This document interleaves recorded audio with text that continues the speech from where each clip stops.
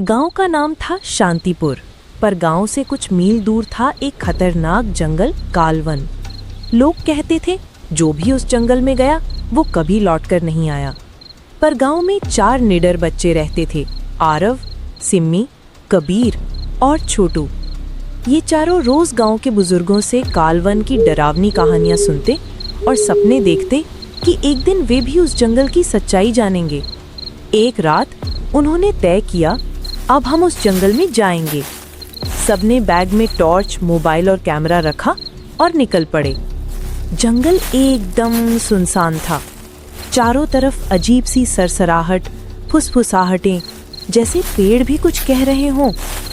तभी उन्हें एक विशाल पेड़ दिखा जिसके नीचे एक छोटी सी लड़की बैठी थी रोते हुए। उसके पैरों में लोहे की जंजीरें थीं और वो बुरी तरह घायल थी। चारों डरते डरते उसके पास गए।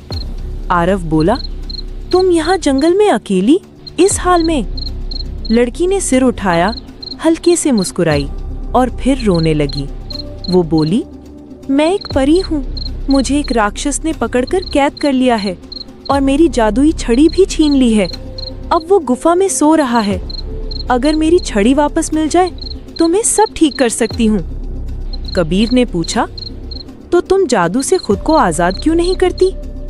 परी बोली, जंजीरों ने मेरी शक्ति को बांध दिया है।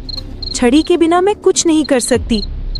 चारों एक दूसरे की ओर देखे और बिना कुछ कहे एक साथ झुककर परी की जंजीरें तोड़ दीं। परी उन्हें देख मुस्कुराई और बोली, अब तुम मेरे सच्चे दोस्त हो। चलो मेरी छड़ी ढूंढते हैं।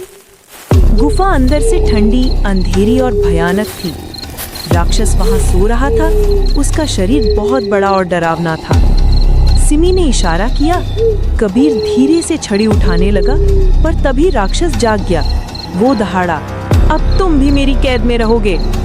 आरव ने झटपट जादुई छड़ी परी की तरफ फेंकी। छड़ी हाथ में आते ही परी की आंखों से नीली चमक निकली।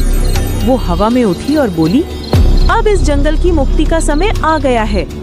उसने छड़ी घुमाई और राक्षस पत्थर बन गया। जंगल में फिर हरियाली फैल गई और अंधेरा मिट गया। अगले पल